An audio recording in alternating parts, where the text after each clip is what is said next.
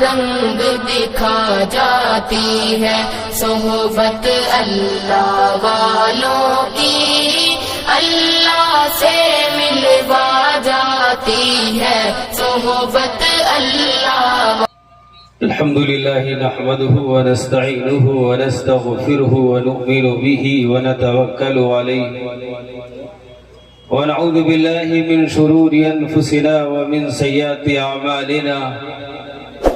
من يهده الله فلا مضل له ومن يضلله فلا هادي له، ونشهد أن لا إله إلا الله ونشهد أن سيدنا وسندنا مولانا محمدا عبده ورسوله، أما بعد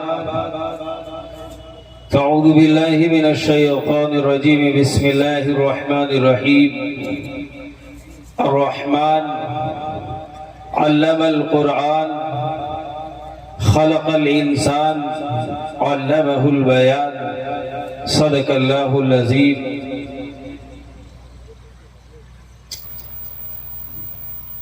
قال رسول اللہ صلی اللہ علیہ وسلم،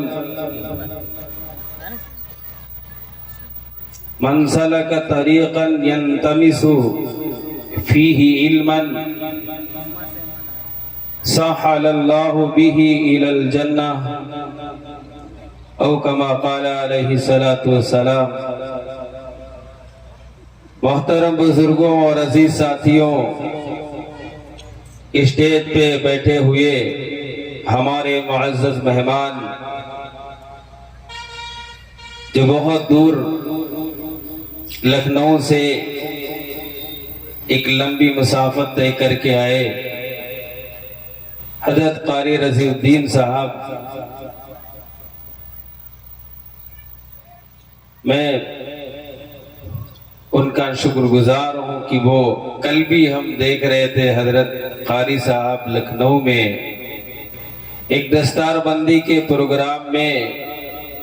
مکمل وقت دیا، اور یہ وعدہ بھی کیا تھا کہ آج انشاءاللہ ہم آئیں گے، اور وہ آئے۔ اس کے ساتھ ساتھ ایک خوبصورت نظامت فرما رہے حضرت مولانا عبدالرزاق صاحب، اور اس کے ساتھ مزید ہمارے معزز قابل احترام شخصیات اس اسٹیج پہ جلوہ افروز ہیں، اور کچھ ہمارے سامنے علماء بیٹھے ہوئے ہیں۔ کچھ علماء ایسے بھی ہیں جو ان کو اوپر ہونا چاہیے، ہمیں نیچے ہونا چاہیے، لیکن مولانا مشتاق صاحب نے کچھ ایسی ترتیب بنائی، اس میں کوئی غلط نہیں ہے۔ آپ سب جانتے ہیں کہ اللہ کے رسول صلی اللہ علیہ وسلم حضرت حسان کو منبر پہ بٹھا کے خود سامنے بیٹھتے تھے۔ میں امید کرتا ہوں کہ اس کے ساتھ ساتھ آپ خوش رہیں گے جہاں بھی جو انتظامیہ بٹھائیں گے۔ بہت ہی میں مؤدبانہ درخواست کرتا ہوں اپنے ان ساتھیوں سے جو ابھی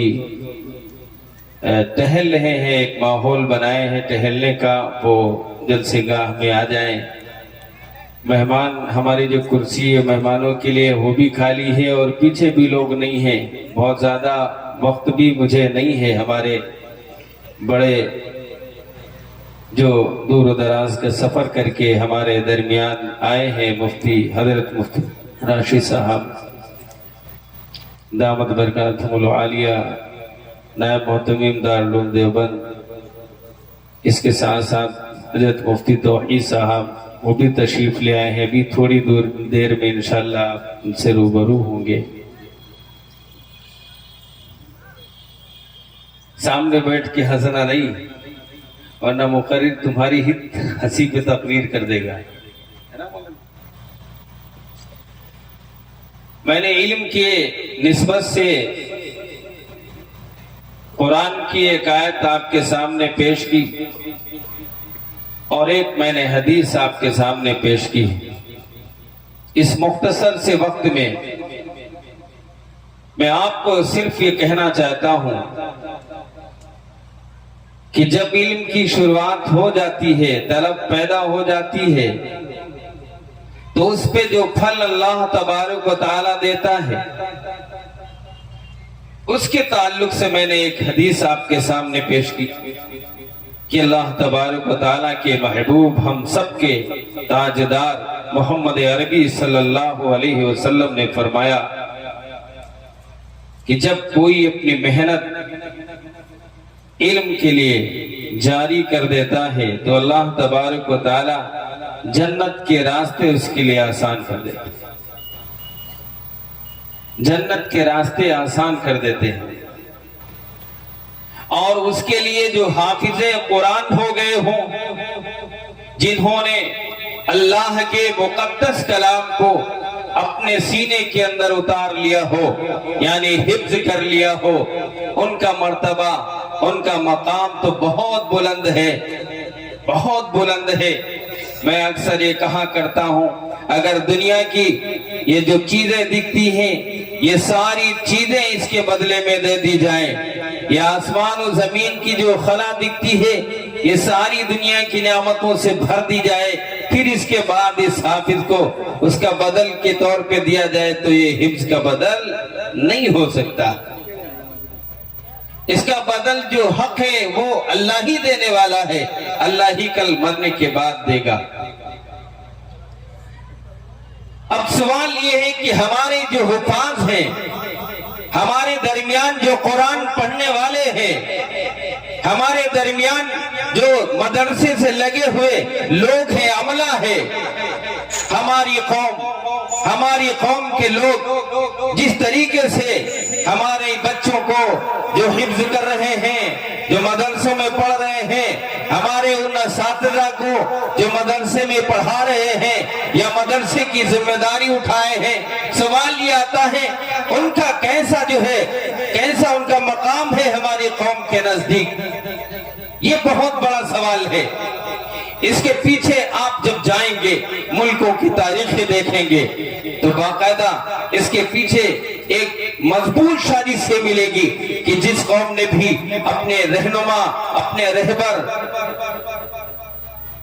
کو اس طریقے سے جیسے آج ہماری قوم دیکھتی ہے، جب دیکھا تو اس ملکوں کا حال جو ہوا، آپ کے سامنے رسیہ موجود ہے، سمرقند و بخارا موجود ہے، مفتی صاحب آ رہے ہیں، آپ بیٹھے، وہ یہی آئیں گے، آپ کے سامنے یہی آئیں گے مفتی صاحب۔ ابھی آپ دیکھیں گے، ابھی دستار بندی کا عمل ہوگا، آپ سب بیٹھے رہیں، آپ بیٹھے رہیں، انشاءاللہ سامنے ملاقات ہوگی، یہی ہوگی۔ تو میں یاد یہ کر رہا ہوں کہ علماء کا مقام، اس کے لیے باقاعدہ یہ کوشش اور یہ تحریکیں چلائی گئی اور اس تحریک میں کامیاب بھی ہوئے۔ کبھی تو دنیا والوں کو آج کی جو یہ موجودہ دور کی جنریشن ہے، اس کو لوگوں نے بتایا کہ تم مولانا صاحب سے جا کے پوچھو، سوال کرو قرآن کے تعلق سے کہ دنیا کے بارے میں تمہارا قرآن کیا کہتا ہے، تمہاری شریعت کیا کہتی ہے، تمہاری حدیث کیا کہتی ہے۔ وہ حضرت مولانا خاموش وہاں اب وہ ایسے پیچیدہ سوال قوم کے اندر ڈالتے ہیں، قوم سے معلوم کرتے ہیں،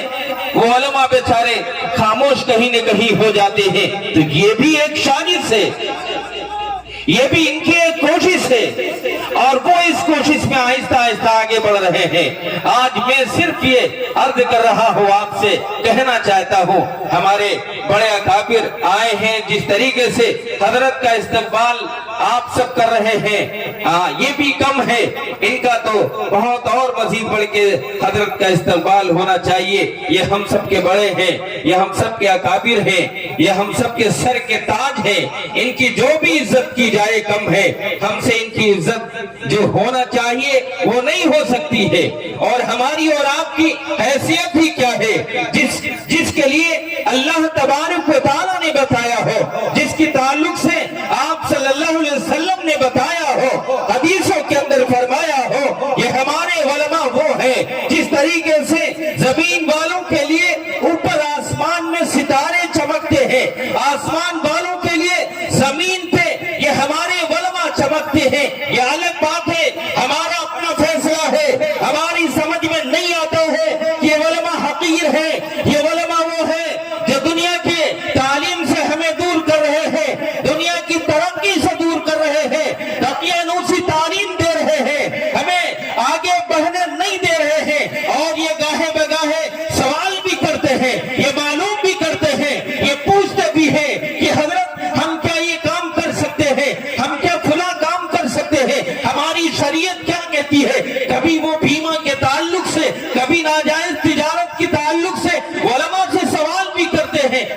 اپنی ترقی کا یہ سارا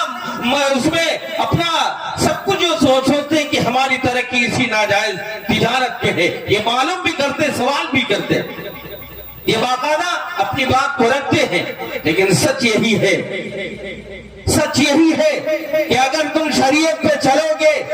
تو ہی ترقی ملے گی۔ اللہ نے دنیا کی ساری ترقی اس میں رکھی ہے، بس کامل یقین ہو، بھروسہ ہو اللہ کی ذات پر، اللہ پہ، کہ اللہ ہمیں اگر دین کا کام کریں گے ترقی ملے گی۔ یہ ناممکن ہے کہ کوئی دین کا کام کرے، اللہ کو مانے، قرآن و حدیث کا درس دے اور وہ پریشان ہو۔ وہ تو حالات ہو سکتے، ممکن ہے، لیکن یہ نہیں ہو سکتا کہ اللہ کا وہ برا بندہ ہو۔ میں آپ بھی یہ کر رہا تھا، یہ وہ علماء ہے، جب کوئی دقیانوسی کی بات کرتا ہے تو ایک بات ذہن میں آتی ہے، اگر تم کہتے ہو یہ دقیانوسی کی چیزیں ہیں، نہیں تمہاری سمجھ میں بات آتی ہے، تمہاری سمجھ میں بات یہ آتی ہے جو ایکس مسلم کہتے ہیں، جو دوسرے لوگ کہتے ہیں، جن کو عبارت پڑھنی نہیں آتی، عبارت سمجھنے کی بات تو کیا بہت دور کی بات ہے۔ تم نے اپنے اندر وہ چیزیں پیدا ہی نہیں کی جس کو پیدا کر کے حدیث اور قرآن کی باتوں کو سنتا، کیسے تم سمجھو گے؟ اگر تمہیں لگتا ہے یہ ساری چیزیں تو بدل دو، اللہ کی مخلوقوں کی وہ ساری بڑی بڑی چیزیں بدل دو، آسمانوں کو، زمینوں کو، پہاڑوں کو، دریاؤں کو، ہواؤں کو اپنے اوپر لے آؤ اور تم یہ تسلیم کر کے ساری چیزیں بدل دو۔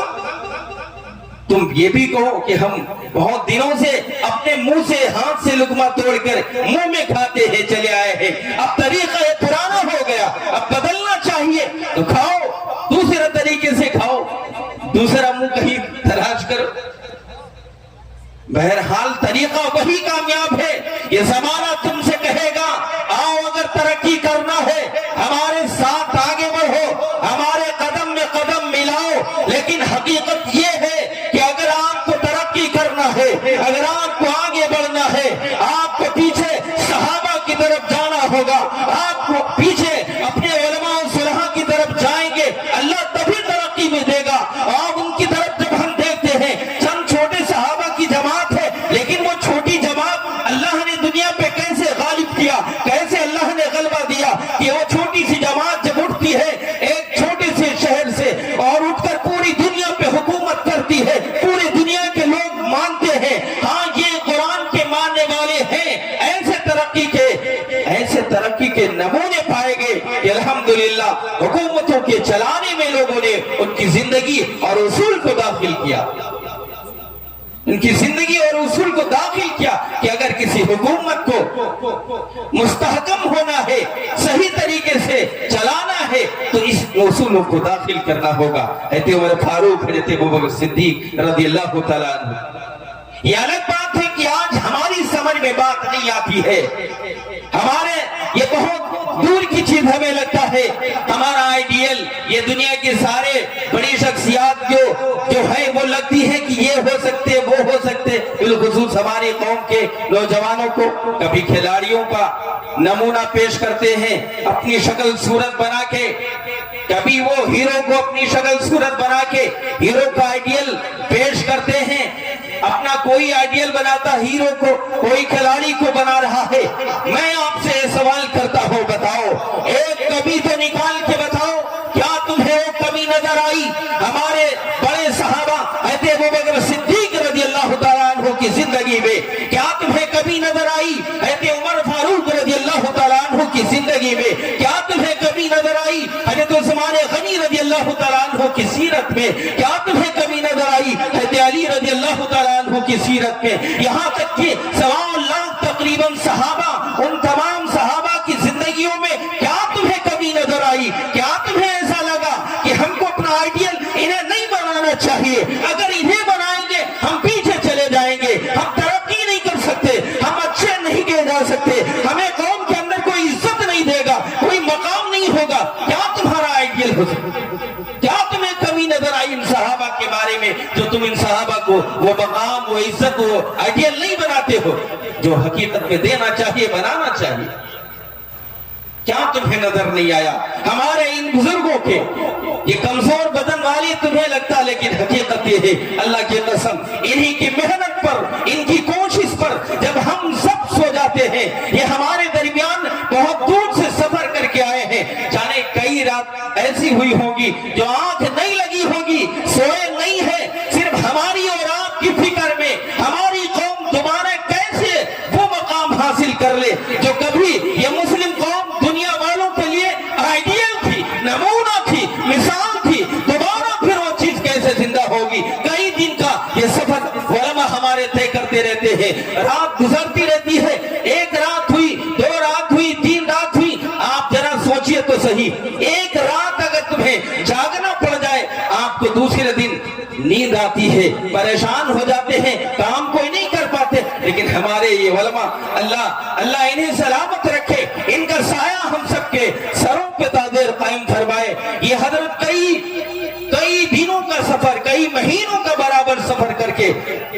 ہمارے لیے قربانی دیتے، محنت دیتے، اور یہ محنت کرنے کے بعد رات کو اٹھتے ہیں، ہماری بحثی پر، ہمارے اس کمزوری پر یہ روتے ہیں، اللہ سے مانگتے ہیں، ہم پہ جو حالات ہیں اس کے لیے بھی مانگتے ہیں، اپنی قوم کے دین پہ استحکام کے لیے بھی مانگتے ہیں۔ یہ ہمارے وہ علماء ہیں، ان کی جو بھی عزت کی جائے کم ہے۔ میں آج یہ کر رہا تھا، اللہ تبارک و تعالی راستوں کو آسان کر دیتا ہے، ظاہری ہو طریقے سے راستے دشوار کیوں نہ ہو، لیکن جب علم کی طلب ہوتی ہے، شوق ہوتی ہے، تو اللہ تعالیٰ اس راستے کی دشواریوں کو ختم کر دیتا ہے، اللہ آسان کر دیتا ہے، اور پھر یہ فرمایا کہ جنت کے راستے بھی اس کے لیے آسان ہو جاتے ہیں۔ جب کوئی علم کی تلاش کرتا تو اللہ جنت کے راستے بھی آسان فرما دیتا ہے۔ آج کے اس جلسے میں الحمدللہ آپ کی محنت اور کوششوں سے مولانا مشتاق صاحب نے آپ کے سامنے جا کر کچھ باتیں رکھی۔ وہ بہت مدرسوں میں ایسے بچے ہوتے ہیں جن بچوں کے ایجوکیشن لائن سے کوئی فکر ماں باپ کو نہیں ہوتی ہے، ہمارا بچہ حافظ بنے گا، ہمارا بچہ عالم بنے گا، ہمارا بچہ ڈاکٹر بنے گا، انجینئر بنے گا، ایسی بنیادی کوئی شکل ہی نہیں ہوتی ہے، ایسی کوئی چیز تیاری نہیں کرتے ہیں، لیکن یہ علماء جا کر ان کی تشکیل کرتے ہیں، ان کی خوشامد کرتے ہیں کہ بھائی یہ بچہ ہمیں دے دو، ایسے کارخانے میں ڈالیں گے جو تم کل قیامت کے دن تمہارے سر پہ تاج رکھا جائے گا، اور حافظ بنا کے دوبارہ وہ تمہارے سامنے رکھتے، وہ حافظ کے ساتھ بچہ دے حافظ بنا دیا۔ تو یہ محتمیم صاحب، یہ ذمہ دار مدرسوں کے ہیں، ان پہ سوال تو بہت کرنے والے ملیں گے۔ آپ کے درمیان ایسے بھی لوگ ہوں گے جو اس جلسے بھی تبصرہ کریں گے، ایسے بھی لوگ ہوں گے جو مولانا کے یا کوئی بھی مدرسہ چلانے والے۔ ابھی لاک ڈاؤن لگا، اس لاک ڈاؤن پہ بہت سے لوگوں نے سوال کیا کہ جب مدرسہ بند تو چندہ کہے کا، اب کہیں کا چندہ جب مدرسہ ہی بند ہو گیا۔ جانے کیسے کیسے سوالات اپنے آپ میں پیدا کرتے رہتے ہیں۔ اور جو ابھی رمضان آئے گا، علم نہیں ہے زکوٰۃ نکالنے کا، بس اندازے سے زکوٰۃ بھی نکالتا ہے۔ جب کوئی مولوی صاحب جاتے ہیں چندہ کرنے کہ چندہ دے دو، تو یہ کہتا ہے اپنی رودات دیکھو، پچھلی زکوٰۃ کتنی رسید تم نے بنائی تھی، 1000 کی بنائی تھی، 1000 کی بنا دو، 500 کی بنائی تھی، 500 کی بنا دو، نہ کم کرنا نہ زیادہ کرنا۔ اس سے معلوم یہ ہوتا ہے کہ تو نے زکوٰۃ جو نکالی ہے وہ اندازے سے نکالی ہے، جتنی نکالنی چاہیے اتنی نہیں نکالی۔ مال بڑھ بھی سکتا ہے، زیادہ بھی ہو سکتا ہے، گھٹ بھی سکتا ہے، کچھ بھی ہو سکتا ہے۔ پچھلے سال کے مقابل میں اس سال مال میں کمی بھی آ سکتی ہے، زیادتی بھی ہو سکتی ہے، بڑھ بھی سکتا ہے، لیکن اندازے سے تو نے نکالا ہے۔ اس سے لگا یہ کہ تو نے زکوٰۃ کا صحیح علم نہیں لیا، کسی سے پوچھا نہیں، ایسے ہی نکالا۔ اس طریقے سے بہرحال ہر میدان کے اندر ہمارے جو عمل ہیں اس وقت وہ علم سے کورے ہیں، جس کا خاطر خواہ جو نتیجہ ہونا چاہیے وہ نتیجہ نہیں ہے۔ بہرحال مختصراً میں عرض یہ کرتا ہوں، یہ وہ مدرسے ہیں جن مدرسوں کی بنیاد پہ اس دیش کو، اس ملک کو بھی وہ چیز ملی جو یہ ملک چاہتا ہے۔